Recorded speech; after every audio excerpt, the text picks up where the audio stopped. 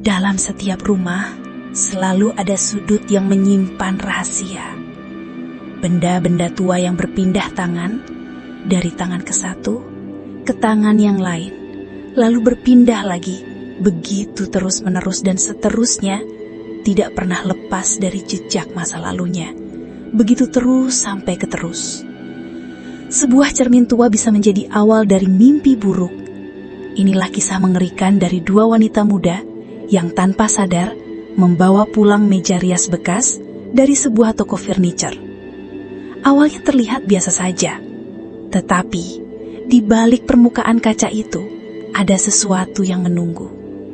Sesuatu yang haus akan jiwa, menyeret siapapun yang menatapnya terlalu lama, dan akan terjebak dalam teror cermin berdarah.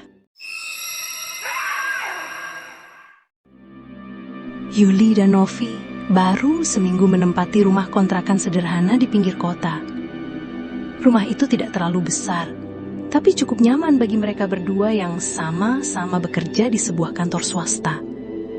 Namun, ada satu hal kecil yang membuat mereka merasa rumah itu kurang lengkap. Tidak adanya cermin.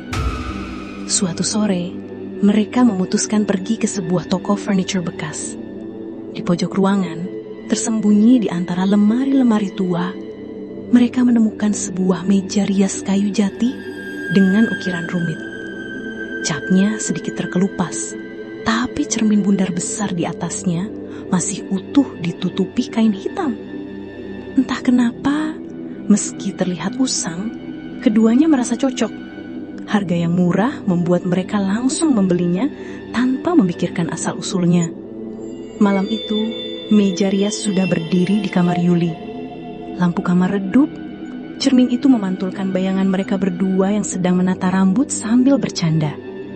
Semuanya terasa biasa saja, sampai Novi berkomentar lirih. "Yul, kamu lihat gak? Kayak ada bayangan lain di belakangmu barusan." Yuli terdiam, menoleh cepat ke belakang. Tidak ada siapa-siapa. Mereka akhirnya tertawa, mencoba menutupi rasa tidak nyaman. Namun, menjelang tengah malam, Yuli terbangun karena mendengar suara lirih, seperti bisikan dari arah meja rias. Jantungnya berdegup kencang. Saat ia memberanikan diri menoleh, cermin itu tidak hanya memantulkan dirinya, tapi juga menampilkan sosok samar, berambut panjang yang berdiri tepat di belakangnya. Yuli menjerit keras, membuat Novi terbangun di kamarnya. Namun ketika lampu dinyalakan, sosok itu lenyap begitu saja. Mereka hanya saling menatap dengan wajah pucat. Malam pertama di rumah itu berubah menjadi awal mimpi buruk. Seharian penuh, Yuli dan Novi tidak bisa berhenti membicarakan kejadian semalam. Meski berusaha menganggapnya hanya mimpi atau ilusi karena lelah, rasa was-was tetap menghantui mereka. Malam berikutnya, keduanya sepakat untuk tidur bersama di kamar Yuli, tepat di hadapan meja rias tua itu. Malamnya sekitar pukul 2 pagi, tapi masih malam. Udara di dalam kamar mendadak dingin bagai es balok. Novi yang setengah terlelap mendengar suara ketukan pelan dari arah cermin. Seperti ada seseorang yang mencoba keluar dari balik kaca. Novi menahan napas, tubuhnya kaku. Ia melirik ke arah Yuli, ia juga terjaga dengan ketakutan yang mulai naik. Tiba-tiba, permukaan cermin bergetar samar, seperti riak air. Dari dalam pantulan, tampak bayangan seorang wanita berambut kusut menunduk. Rambut hitam panjangnya menutupi wajah pucat yang samar-samar terlihat. Tangannya yang kurus menempel di balik kaca, seakan memohon untuk dibebaskan. "Ya Tuhan," bisik Novi dengan suara gemetar. Bayangan itu perlahan mengangkat kepalanya. Mata hitam kosong menatap lurus ke arah mereka berdua. Senyum tipis menyeringai, memperlihatkan gigi yang hitam yang patah dan wajahnya hancur tak berbentuk bagaikan bangkai hewan mati 2000 juta tahun yang lalu. Sekejap kemudian, lampu kamar padam, gelap total. Dari kegelapan, terdengar suara tertawa lirih, serak panjang yang menembus tulang. Novi menjerit, berlari ke arah saklar, jari-jarinya gemetar hebat. Saat lampu kembali menyala, cermin itu terlihat retak tipis di sudutnya dan mengeluarkan darah yang mengalir deras tapi pelan. seperti ada sesuatu yang berusaha menerobos keluar. Mereka berdua berpelukan erat, tidak bisa lagi menganggap semua itu hanya halusinasi. Malam kedua mengajarkan satu hal. Cermin tua itu menyimpan sesuatu yang ingin bebas, sesuatu yang tidak seharusnya mereka miliki.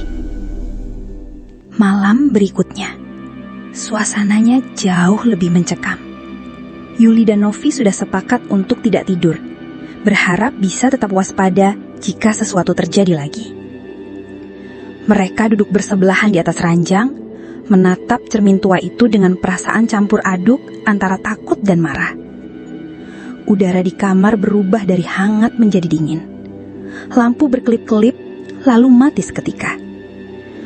Dalam kegelapan, terdengar suara seretan kuku di permukaan kaca. Perlahan, dari balik cermin muncul bayangan hitam yang semakin jelas. Bayang wanita berambut panjang dengan wajah pucat membusuk. Kali ini, tangannya berhasil menembus kaca. Jari-jari kurusnya menjulur keluar, mencoba meraih mereka. Novi menjerit histeris, sementara Yuli buru-buru menyalakan lilin kecil. Namun cahaya lilin hanya membuat sosok itu terlihat lebih jelas. Mata hitam pekatnya menatap penuh kebencian. Mulutnya berbisik dengan suara yang mengerikan. "Kembalikan mejaku, kembalikan cerminku, kembalikan." Meja rias itu berguncang keras. Cermin retak semakin lebar, seakan sebentar lagi pecah. Dengan sisa keberanian, Yuli menutupi cermin itu dengan selimut hitam yang mereka pakai. Seketika itu, suara tangisan dan tawa menyeramkan berhenti. Tapi, hawa mencekam tetap menggema di kamar. Keesokan paginya, mereka membawa meja rias itu kembali ke toko pemiliknya. Pemilik toko, seorang pria tua, menatap mereka dengan wajah pucat begitu melihat barang itu. "Seharusnya meja ini tidak lagi dijual," katanya pelan. Cermin itu milik seorang wanita yang bunuh diri di depannya. Arwahnya telah mendiami cermin itu. Ia menolak untuk pergi. Segala macam dibuat, tetapi semuanya sia-sia. Cermin ini adalah turun-temurun dari keluarga kami. Yang menjual meja rias tersebut adalah anak dari bapak tua, tanpa sepengetahuan bapaknya. Yuli dan Novi saling pandang. Tubuh mereka merinding mendengar pengakuan itu. Sang pemilik segera mengganti meja rias dengan yang lain tanpa menambah harga jual. Pria tua itu meminta mereka melupakan kejadian tersebut. Namun di hati keduanya, ketakutan itu tidak pernah benar-benar hilang. Mereka tahu penunggu cermin tua itu masih ada, menunggu pewaris dan pembeli berikutnya. Tak semua barang tua layak untuk dimiliki. Beberapa di antaranya menyimpan sejarah kelam yang telah didiami oleh bangsa jin yang menyerupai jiwa-jiwa yang seolah tidak pernah menemukan jalan pulang. Yuli dan Novi akhirnya selamat. Namun rasa takut itu tak pernah benar-benar hilang. Sebab mereka tahu sosok itu masih ada, terperangkap menunggu pewaris berikutnya dan calon pembeli berikutnya. Jika kalian menemukan cermin tua dengan harga murah, berpikirlah 2 kali sebelum membawanya pulang. Karena siapa yang tahu? Ini hanya siapa tahu, bukan berarti mungkin saja ada yang menatap balik dari sana. Bukanlah diri kalian sendiri, melainkan sesuatu yang membuat kalian. Run. Apakah kalian berani menatap cermin di saat gelap di kamar kalian setelah menonton kisah ini? Nah, itulah akhir dari cermin berdarah. Dikatakan berdarah saat kejadian yang dialami kedua wanita itu, cermin tersebut mengeluarkan darah yang mengalir pelan, tapi pasti deras. Sampai jumpa di kisah-kisah horor yang penuh menyeramkan.